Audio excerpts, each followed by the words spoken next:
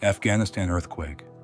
A sudden 6.0 magnitude earthquake struck eastern Afghanistan, leveling entire villages in minutes. More than 1,400 people lost their lives, and over 3,000 were injured. The devastation stretched across remote areas, almost impossible to reach. But this is not just a story about numbers. It's about human vulnerability, when nature reminds us who's in charge.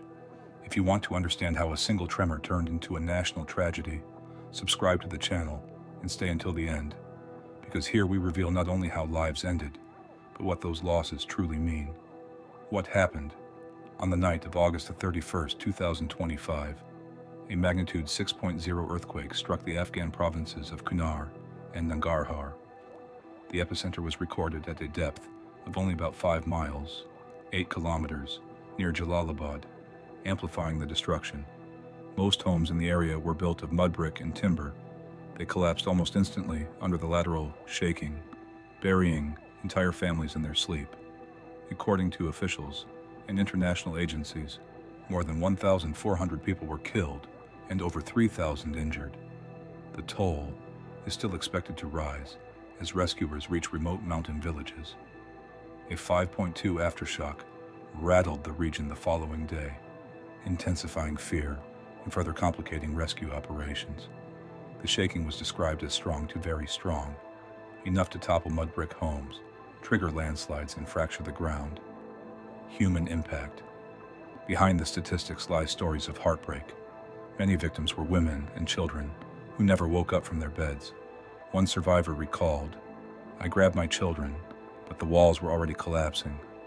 I escaped with them in my arms, but my neighbors weren't so lucky." Mass graves had to be dug. In some villages, there was no longer space for individual burials. Entire families were laid to rest side by side. Afghanistan was already facing a humanitarian crisis. Extreme poverty, hunger, drought, and political isolation. The earthquake only deepened a suffering that seemed endless.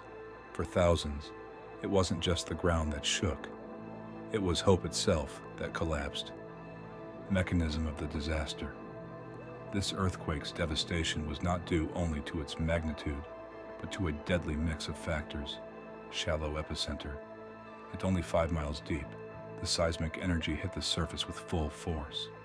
Fragile housing. Mud brick and timber homes fail under lateral shear. Walls crack and collapse in chain reactions, flattening entire villages within seconds. Nighttime timing. The quake struck while families were asleep, giving them almost no chance to escape. Geological setting. Afghanistan sits at the collision zone of the Indian and Eurasian plates, one of the world's most active seismic regions. The Chaman Fault is notorious for producing destructive quakes, and this was another reminder of its power, even without extreme magnitude. The combination of shallow depth, weak infrastructure, and nighttime timing made the outcome catastrophic. Rescue and response. The following hours became a desperate race against time, but the terrain itself turned the mission nearly impossible. Landslides blocked roads, and entire villages were cut off. Helicopters were dispatched, but strong winds, fog, and steep terrain forced repeated cancellations and turnbacks, leaving many areas unreachable. Local forces, volunteers, and international organizations, including the UN, Red Cross, and UNICEF, worked together to clear rubble and provide basic medical care, yet logistics were dire. Many survivors went days without treatment, and preventable deaths mounted. Meanwhile, desperate families dug with their bare hands, searching for loved ones. For many, the only closure left was recovering bodies for a final goodbye.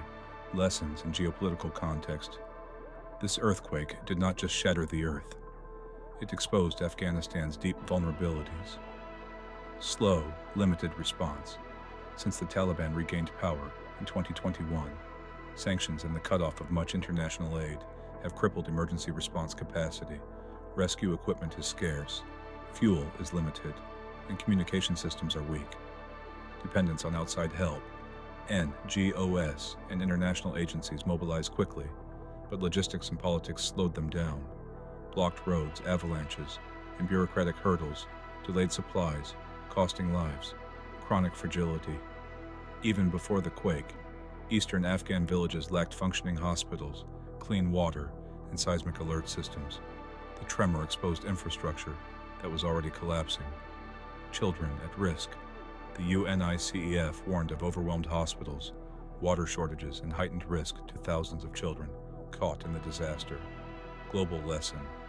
The tragedy shows that the scale of a disaster isn't defined by magnitude alone.